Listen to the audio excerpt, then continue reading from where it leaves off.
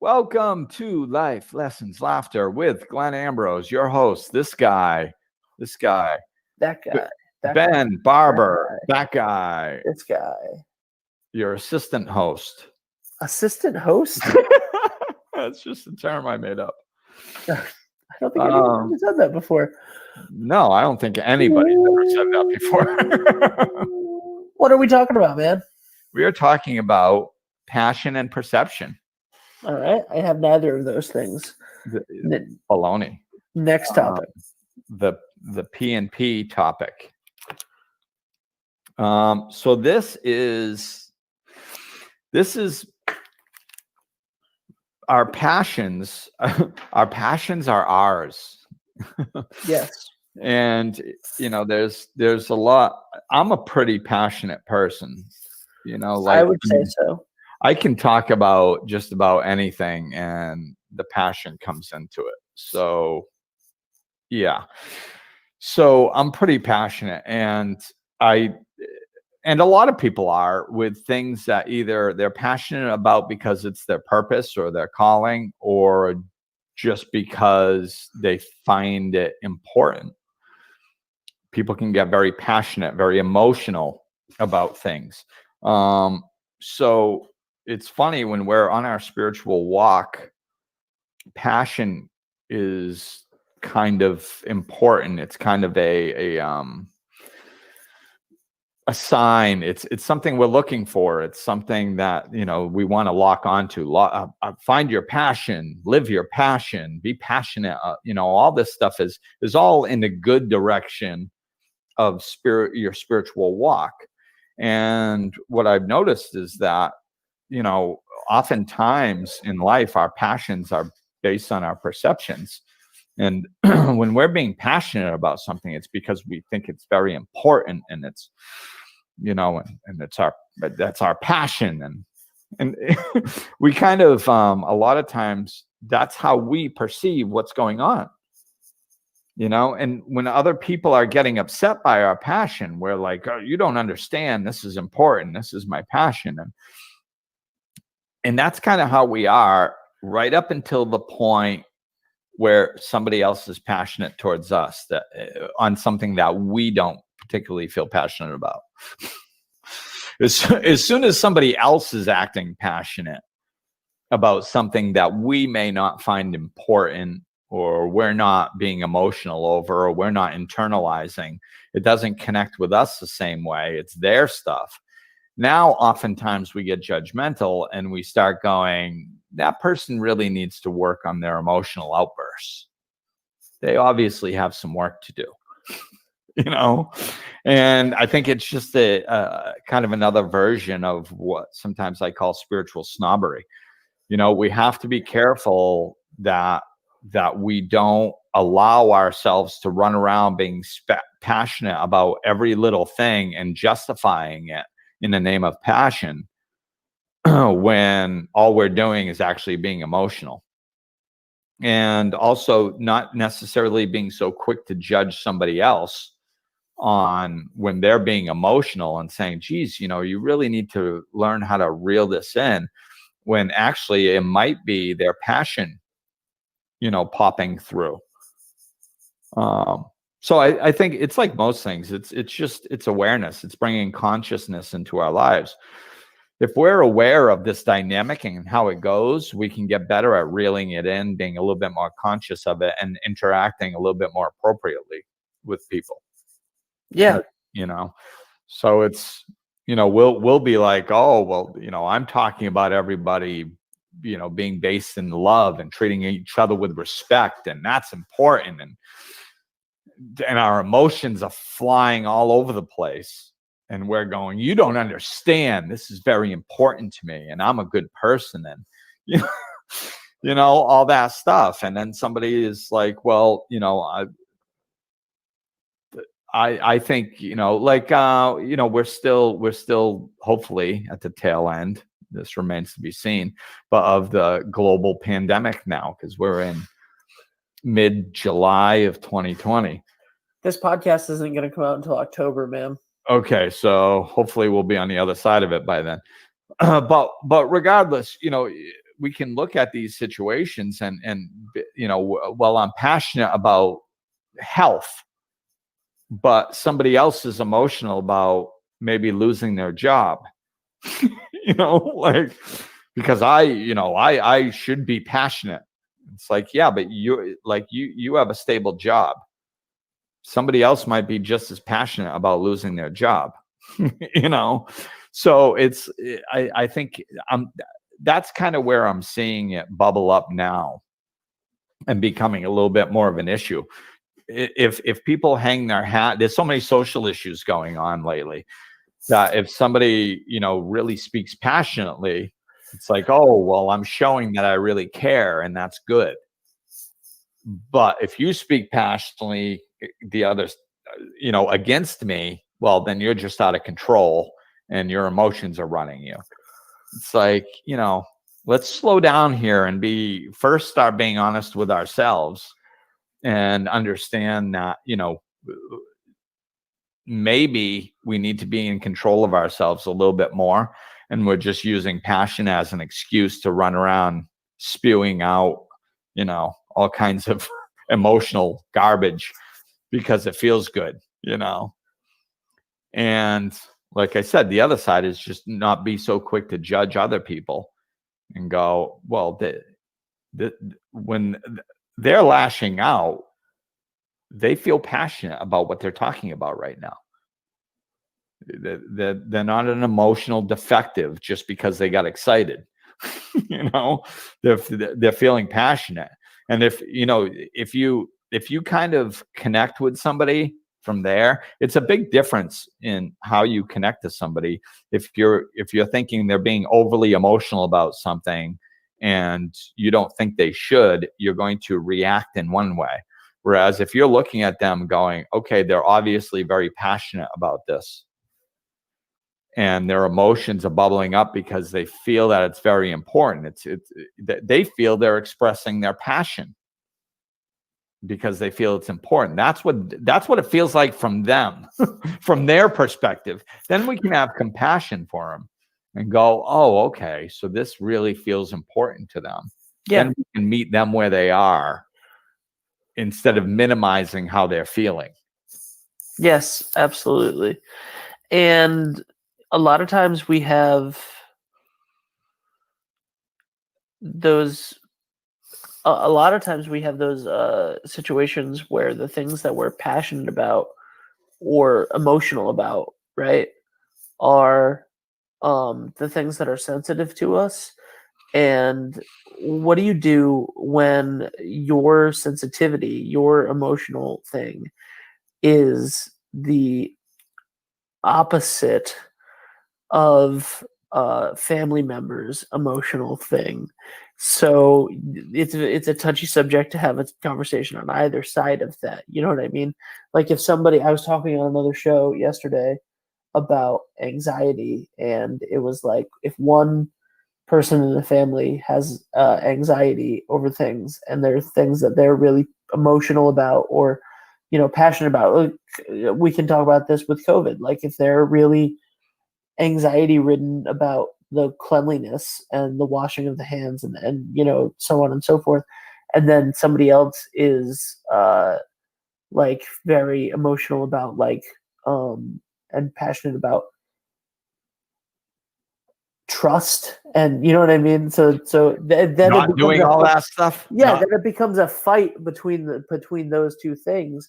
Like, how do you deal with it when the emotional aspect of both things, when something that people are passionate about in not necessarily positive ways, are butting heads, and you have to be with each other because you're family? Well, I think you need to. This is why getting good at having difficult conversations is so important. Yeah, we have to have difficult conversations if we expect to be in any type of a healthy relationship. And this is a difficult conversation. You can't leave it floating around unresolved and expect things to go well. It's just not going to happen. So you have to have the difficult conversation and say, okay, and slow down and understand that the emotion isn't helping. the emotion isn't helping. Our emotions are there to capture our attention and say, hey, like, you might want to take notice of this. Once we've taken notice of it, we can stop with the emotions. We don't need to functioning from emotions all the time is not healthy. It doesn't come to a conclusion. I can function from emotions, like when I'm doing this podcast, when I'm talking about stuff, because it's one way. Like, like I'm not trying to come to a cohesive partnership with somebody else. I'm teaching, man. Like, I'm the teacher. That's what I'm doing. So it can be one way, but in most situations it's not one way. So you can't do that. You have to kind of slow down, get the emotions aside and say, okay, listen, I don't understand your fear, but I respect the fact that you have it. And I know you don't understand my absence of fear in this situation, but I'm absent of fear. So, like, what can we do to try to respect each other? Because that's what the foundation always comes to. Can you accept and respect somebody for being different than you? You have to be able to do that in a relationship, because I don't care how well you get along, there's going to be differences between you two. And if you are incapable of accepting somebody else because they think or feel differently than you, or accept or respect somebody because they think differently than you, then you're not going to have a healthy relationship. So it's about going, okay, like, listen, if you want to walk around sanitizing everything twice a day, cool. I'm just gonna go live my life. And like, if I go out of the house, the first thing I do I can sanitize when I come in, because that's like once or twice a day. So I'll do that. Like, try to find that middle ground where both sides can be like, give a little. It's a compromise, like, I mean, I think we have to find compromises in this stuff. If it's like, well, no, I can't, I am so fearful that I can't be around you. Like, like, let's say we have a couple, let's just go to extreme, and you have one person that is like, you can't leave the house. Everything must be sanitized. And the other person is on the complete opposite side of the spectrum. And they're like, I'm going to go live normally and how I always would. And the other, well, then I think that is an, problem or opportunity. I think it's an opportunity, because then you can kind of really look, because if somebody is so riddled with fear that they are willing to lose somebody that is perceived as the love of their life, and living in fear is more important to them than being in a relationship with somebody they love, that's an opportunity for you to look and say, do I want to continue living in this fear? And if you don't, then it's an opportunity to work, start talking to a life coach or a therapist and start working through that fear, so you can come to a middle ground, if it's that black and white, if you so choose. Or maybe you don't actually love this person.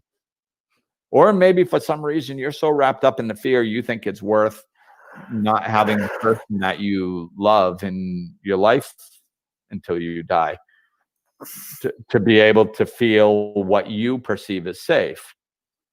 My perspective is, I don't live in a lot of fear. So, like, to me, somebody that's completely wrapped up in the fear of like that, to me, I perceive that, and I'm not saying I'm right, this is my perception.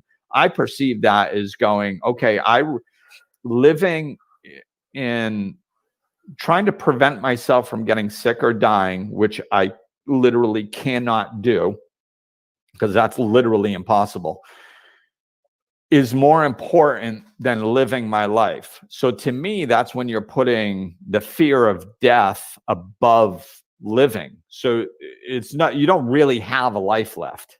Like if fear of dying is more important than your ability to live in any way, shape, or form, I understand people can restrict it to some degree. But when it's complete, you can't do anything because your fear of dying is greater than everything else. I don't really consider that living. I consider that surviving and waiting to die. That, so you're not really experiencing life. You're not you're not interacting with it in any way. If it gets that extreme, So it could be an opportunity for you to work through that in that situation. But I think most people, if you look for the middle ground, if you look for the solution, say, I'll give in this way, you give in that way, most people are going to find it. And what's going to happen is it's going to enhance the relationship because you work through something difficult. And that's what successful relationships do. You respect one another. You don't have to agree. You don't have to say, I agree that you're full of fear, or I agree that people shouldn't have any fear. You don't have to agree with the other person, but what you do have to do is respect them and say, I understand that this is how you feel, and I'll try to do what I can to accommodate because I care for you. But you got to meet me. You got to do the same for me. Yeah, we'll go with that. Yeah. That seems to be what's coming out right now. There you go. What other aspects are there for perspective, right? Because this is passion and perspective. So, like, in what ways do we disregard other people's passions because of our own perspectives? Right? Like, when I think about that, I think of like the parent that doesn't want their kid to, play video games for a living, or because they don't understand it, or they don't want them to go all in on something that they don't think is what I mean. So in that aspect, if you're trying to follow a passion and other people have the perspective that you're wrong, how do you deal with that? How do you deal with people not respecting what you're passionate about? Of course, when you're a kid, it can be a little bit difficult because sometimes you're really not in control of your life, Like, at the end of the day, your parents can kind of, in a lot of situations, kind of determine what you do and what you don't do. So sometimes, that can be an issue. But with my son, I think that's such a common one in today's age with the video games. And with my son, I kind of faced that, and he gave me the "you don't understand" speech multiple times. And I tried explaining to him, like, no, I understand. Like, I don't care what your passion is. Like, it doesn't, like, even if I don't understand it, I will support it. But you have to show me that this is your passion. Don't distract yourself and do something half-ass and then tell me it's your passion. So the way I navigated that is I said, okay, I'll bite. Let's say this is your passion. There are people making millions playing video games. Yeah.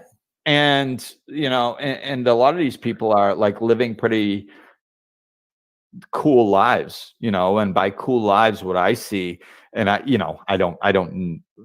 not really in this world, so I don't know them well. I just a little bit from what I've heard. What I hear is, like flying all over the world, doing experiences, working out regularly, staying in shape, like putting together diet programs. Like, so to me, that means that they have expanded interests and they actually care about their bodies, and they're taking in, they're using their money that they're making to experience things in life and broadening their horizons and stuff like that. That to me kind of sounds cool. I could care less if they have 30 cars in their garage, like, so so with that in mind, I was like, okay, let's just say you're right. I don't fully understand it, but let's just say that there's a good life you could have. And this could be a new way of expanding yourself, and it's your passion. Show me. Show me. Like, let's go. Do something with it. Don't sit there and play video games 7 days a week for 8 hours a day and tell me it's your passion. That's not passion. Making a life out of it is a passion. Figuring out how to make a YouTube channel, how to monetize it, how to market it, how to actually, if this is going to be your life, then make it your life. And if you start making it your life, I'll support you in that. But you're just sitting in your room 7 days a week playing video games, not doing anything with your life. That's not a life. That's locking you. That's locking yourself away from society, disconnecting, and so you don't have to experience life. If you want to take those video games and make a life out of them, then show me. Show me by your actions. And that's what I did with him. It was like, I'll support you as long as you show me how you're going to show me how many, we'll check in once every couple weeks and show me how many followers you have. Show me the work that you've done. Show me how you're making this out. Show me how you've taken a few bucks and gotten a marketing video from some other gamer YouTuber that's showing you how to make a business out of this. How are you going to support yourself doing this? Show me, and just, okay, then you're just sitting around playing video games. If you need to use it to make a life, that's like somebody going, well, I'm going to be a famous musician, and they just never do anything with it. They just sit there and they play, and you're like, oh, have you gotten a gig? No. Okay. Well, that's okay. I'll just pay your bills for the next 40 years. Like, no, show me. Go stand on a corner. Go stand on a corner and play. Like do something with it. Make a life out of it. And so I think that's how it's action. I think holding people to action. If somebody's passionate about something, then passion is energy. So do something. Take action. Use your passion to take action, to manifest and do whatever you want to do. Do it. Go do it. Don't sit around talking to me about how passionate you are, because that's not passion. That's just flapping the gums. So I think that's the biggest way is really just show me by your actions. Yeah. How do you, so that's interesting. I mean, I could dive into the conversation more about like other aspects, because I think that video games are a clear thing of like, yeah, everything that you just said is really easy to do. Like, don't just, is it an escape, or is it figuring out how to do it? And before video games were the prevalent thing in society, with youth, when it was like this, I remember I went to school for acting in New York, and those used to be the cliche, right? Like, you want to go into art. You want to go into art. Like, Right. Good luck making a living in art, And it was this thing where like you had to go to New York. You went to school for an ungodly amount of money, and then it was like, but it still had to be like, what are you going to do now? Because, and the majority of people, I mean, I went to school with 700 kids in that class that got accepted, and I would say maybe 40 of them are working actors, because it was an escape, Right. Right. And it's And something that you like, and that, that's how you determine. I think, like we can think we have passion for a lot of things, but it's, we got to go out there and be realistic and try it. it's a great angle for the end of this. The perception of your own passion. Yeah. I think, one way, and I know I've mentioned this before, it's really telling if you have passion for something is a better way than, everybody pictures themselves successful at something and says, I want that.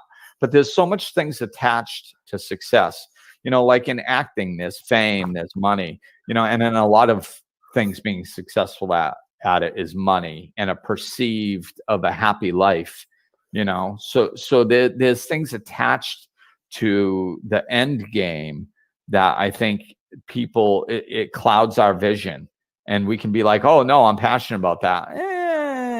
I don't know, because you got 14 things all wrapped up into one picture, I think the best way to tell if you're passionate about something is, are you passionate about doing the work it's going to take you to get famous? Are you passionate about practicing your craft? When you're sitting there and you go, well, I could just sit on my butt, play video games or watch a movie, or I could put on Zoom and practice acting, doing a monologue and record it 3 times. What do you choose? Yeah. Because if you're playing video games or watching a movie, then your passion isn't acting. That's the difference. When you feel alive, when you're doing something, when you do it, even if you think that there's a good chance you're going to fail, you're in love with the process of the actual doing it. That I tell people all the time, why at this point, I'm comfortable saying that I'm a good life coach. I'm comfortable saying that I help people. I'm capable of helping people. But just because I'm good at something and I can help people doing it is not why I'm doing it. If I was good at something and I helped people and those were the only 2 pieces, I would not do it. Because it's not enough. It's not enough. The piece that makes it enough is because it brings me joy. It brings it when I'm doing it, when I'm talking about stuff like this, I get energized. My energy goes up. My joy level goes up. I feel pleasure in my heart area. That's how I feel when I'm doing this podcast. It's how I feel when I'm working with somebody else. That's why I do it. That's how I know that it's my passion, because of what it does to the inside of me as I'm literally doing it. Not because of a result that I got, not because I'm good at it, not because I can help people. It's because of the joy I feel. So pay attention to how you feel when you're doing what you say you love. And if you do really love it, and if it is your passion, then focus on that. Do it because of that, not because of some specific outcome. And I guarantee you, if it's your passion, you're going to be way better at it than other people. Why? Because you're going to practice more, because you're going to be more invested in it, because that's just because it's coming out of you. It's not you trying to do something, it's you expressing yourself as something. And of course, somebody like that is going to be better than somebody else that's just trying to do it for an outcome. You can't match that. You can't match that. It has to be your passion to be a master at something. That's the only way to hit the highest levels. And that includes everything, even playing games, even in video games. Right. Yeah, absolutely. Somebody's passionate about it and it's an expression of themselves. They're the ones that are going to make it, as long as they recognize that for what it is and stay with it. And that's their motivating factor. Absolutely. Yeah. Breathe, Glenn. Breathe. All right. I got a little passionate, man. You did. You got a little passionate. Let's bring it back. Let's get some perspective on it. Simmer down now. Yeah. And if people are looking to get some perspective on their own. Simmer down now, Glenn. Simmer down. And if people are looking to get some perspective, some help with their own perspective shifts, or to follow their own passions, where can they find you at? Where can They they can hit, find where me. can they hit you up at? Are They you can still, are hit you me using up. using the golf tee for those who are watching the video? Yeah. I got Oh, the man. golf tee has resurfaced. We both love playing with things. This is why I fully suggest watching the videos of these on Glenn's Facebook and YouTube page. We both love playing with different things, and I don't have any of my little. I just moved, so I don't have any of my little gadgets around. I to have play new with things. right now. I have new things. I have a What new is that rock rock? that says faith on it. I have a new worry stone. It's like curved in, so you can kind of like play with it with your thumb. And I have this bracelet that has been sitting here. Oh yeah, I saw that on you earlier. Spiritual things. Yeah, it's been sitting here. So that's like one of my new toys too. And the golf tee has resurfaced. So I yeah, I need got some to. new stuff. I need to I need to go find my little knickknacks. They're in a box somewhere. I just moved 2 days ago. All I have are masks to, you know. I can't play with this. No. I can't play Well, with you could, but you can play with just about anything. But yeah, but it's not fun. I need little knickknacks. right. All right. So use the golf tee to point for exclamation. Where should people go to find you, Glenn? GlennAmbrose.com. Be there or be square. Everything that has to do with Glenn Ambrose. I hate this angle. Everything that has to do with Glenn Ambrose is at GlennAmbrose.com. So check it out. Go there, and we'll talk with you soon.